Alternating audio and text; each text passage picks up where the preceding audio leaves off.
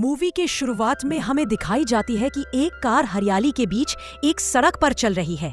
एक 4 लोगों के परिवार से शुरू होती है, जिसमें बड़ी दाढ़ी वाला पिता, माँ, बेटी और बेटा है।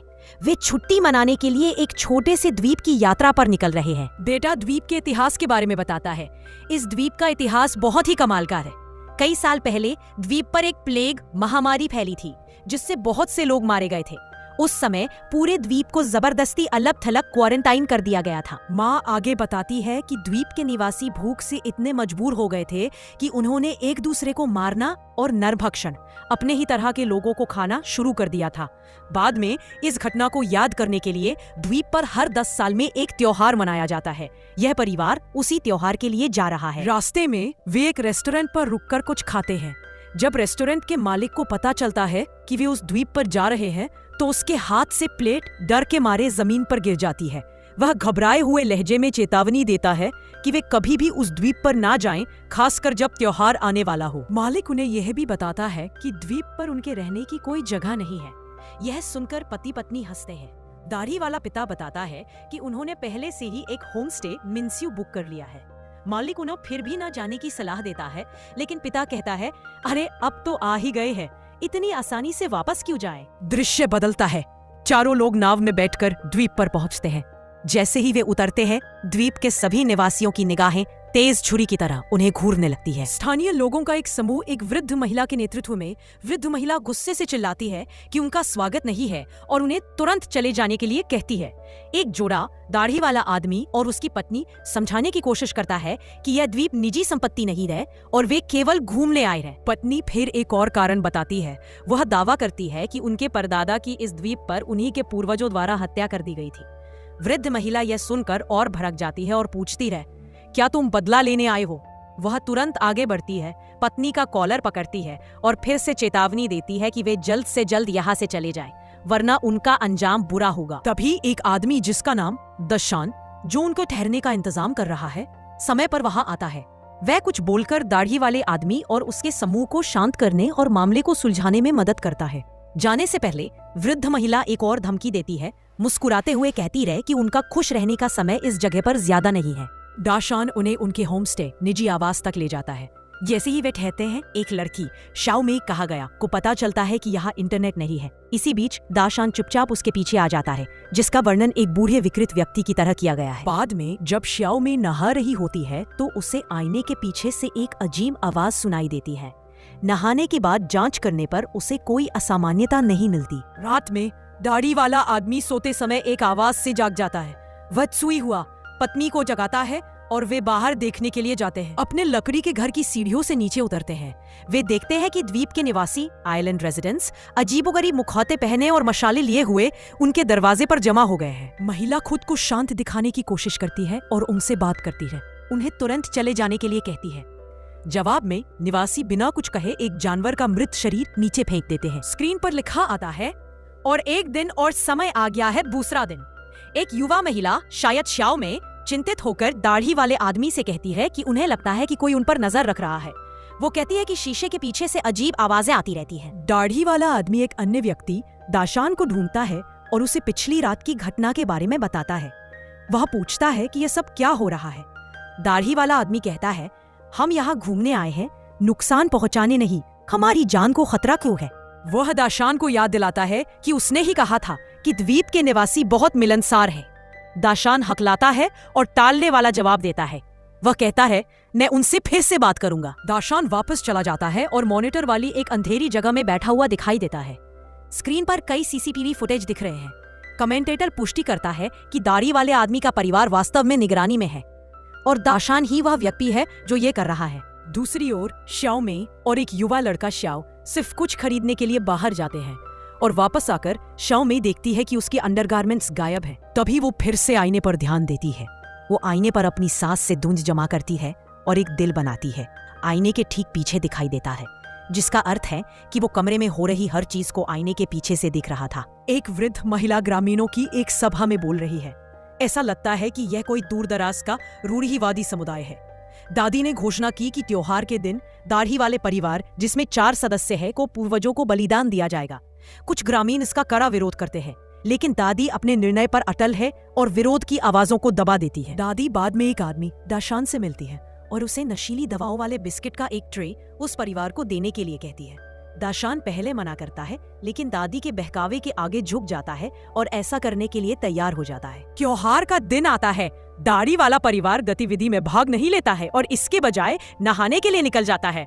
बाहर निकलते समय वे दाशान से मिलते हैं, जो उन्हें गर्मी से बिस्किट देता है। दाशान को पता नहीं है कि इस परिवार को उसकी योजना के बारे में पहले ही पता चल चुका है। वे वापस आते हैं और बिस्किट खा लेते हैं। इसके तुरंत बाद वे बेहोश होने का नाटक करते हैं। दाशान अपने मॉनिटर पर उन्हें बेहोश देखकर उत्साहित होकर उनके घर की ओर भागता है। दाशान उनके घर में आता है और तुरंत एक महिला शाओ मेई के पास जाता है। कमेंटेटर कहता है कि दाशान विकृत है और शाओ मेई के कपड़े उसी ने चुराए थे। वह उसे छूने की कोशिश करता है। अचानक शाओ मेई जाग जाती है। वह बेहोश होने का केवल नाटक कर रही थी। परिवार के बाकी सदस्य भी उसके साथ आते हैं। सबके हाथों में बिस्किट है, जिससे पता चलता है कि उन्होंने बिस्किट खाए ही नहीं थे। एक एक चाकू लेकर वह सब मिलकर दाशान को चाकू मारकर हत्या कर देते हैं। अगले ही पल परिवार पूरी तरह से हथियारों से लैस होकर जंगल में निकलता है। उन्होंने अपनी असली छुट्टी योजना शुरू कर दी है, जिसका मतलब है द्वीप पर कत्लेआम करना, हर व्यक्ति को एक क्षेत्र सौंपना। एक युवा व्यक्ति चेहरे पर विकृत हिंसक अभिव्यक्ति के साथ चिल्लाता है। उपशीर्षक बताता है कि उनके आने पर चारों ओर चीख पुकार मच जाती है। डरे हुए निवासी चारों ओर भागते हैं। कुछ पुरुष और महिलाएं जंगल में भाग रहे हैं। एक मोटा आदमी खुशी से चिल्लाता है, जबकि उपशीर्षक बताता है कि वे लोगों की हत्या करने का इल्जाम दाशान बड़ा पहाड़ पर लगा रहे हैं। चिल्ला रहे हैं कि दाशान ने लोगों को मार डाला। दो युवा हत्यारे, जिन्हें उपशीर्षक में शाओ मेई और शाओ शुआई कहा गया है, द्वीप के एकमात्र पुलिस स्टेशन या हार्बर ऑफिस में जाते हैं। वे अब शांत हैं, योजना बना रहे हैं कि इस बार कौन रोएगा, ये नाटक करने के लिए कि वे मदद मांग रहे हैं। वे एक महिला पुलिस अधिकारी को देखते हैं। वे घबराए हुए होने का नाटक करते हैं और मदद मांगते हैं, उसे गले लगाते हैं। जैसे ही महिला अधिकारी चौकसी हटाती है, उनमें से एक चाकू से उसके दिल में वार कर देता है और ये दोनों सेल्फी लेते हैं और अपनी तस्वीर देखते हैं। सीन जंगल में एक बूढ़े आदमी और एक बूढ़ी महिला के पास जाता है। आदमी उस औरत को द्वीप छोड़ने के लिए कहता है, लेकिन वह मना कर देती है और कहती है कि वह इस द्वीप की रक्षा करेगी। बूढ़ा आदमी पुलिस स्टेशन आता है और मरी हुई महिला अधिकारी को देखता है। वह एक रेस्क्यू फ्लेयर लेता है और द्वीप के बाहर की पुलिस को एक आपातकालीन संकेत भेजता है। हत्यारे परिवार के 4 सदस्य फिर से एकजुट हो जाते हैं। वे एक घर के सामने आते हैं, बाकी बचे निवासियों को मारने की योजना बनाते हैं। बूढ़ा आदमी और बूढ़ी महिला भी उसी घर के अंदर छिप जाते हैं। हत्यारे दरवाजा तोड़ते हैं और एक और नरसंहार होता है। एंड में सिर्फ बूढ़ी महिला और बूढ़ा आदमी ही लकड़ी के घर में छिपे रहने से बच पाते हैं।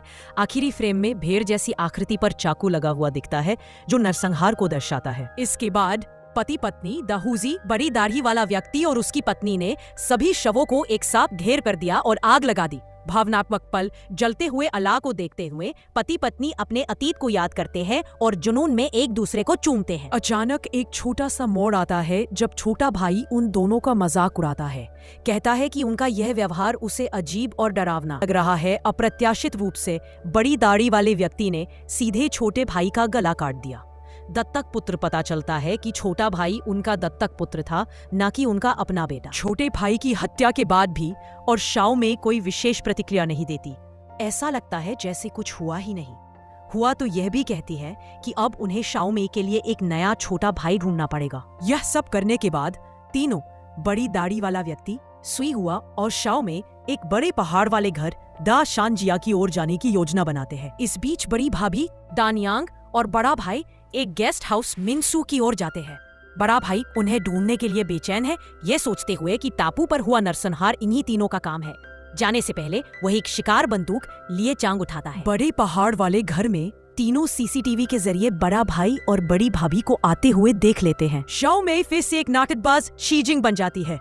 वह जानबूझकर घायल होने और मदद मांगने का नाटक करती हुई गेस्ट हाउस में आती है, ताकि उन्हें भ्रमित कर सके। हालांकि चौकस बड़ी भाई दागे ने गलती से शिकार बंदूक से उस पर वार कर दिया। घायल होने के बावजूद सुई हुआ दर्द को सहते हुए भी अपना नाटक जारी रखती है और बड़े भाई पर चिल्लाती है कि बड़े पहाड़ वाले व्यक्ति ने ही उसके परिवार को मार डाला है। उसी समय एक पुलिस अधिकारी भी घटना स्थल पर पहुंच रहा है। एक महिला, जिसे वीडियो में छोटा मे कहा गया है, खून से लथपथ और डरी हुई दिखती है और उसकी एक्टिंग इतनी अच्छी है कि वह सफल होती है। बड़ा भाई उस बूढ़ी महिला से बंदूक छीन लेता है और दाशान को खोजने लगता है।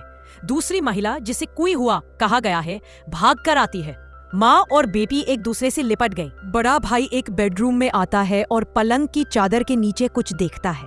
जब वह चादर हटाता है तो दाशान के शरीर के टुकड़े देखकर चौंक जाता है।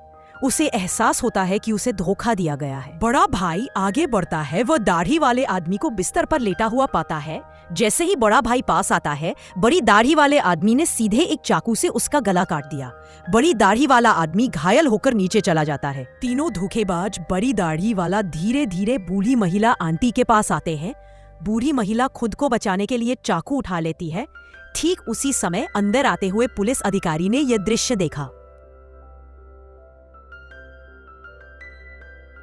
अंत में तीनों अपराधी फिर से अच्छे अभिनेता बन जाते हैं, खुद को पीड़ित के रूप में दिखाते हैं और पुलिस ने उन पर विश्वास कर लिया। पुलिस अधिकारी उन्हें अपनी नाव पर बिठाकर परिवार के तीनों सदस्यों को वहां से ले जाता है। फिल्म यही समाप्त होती है।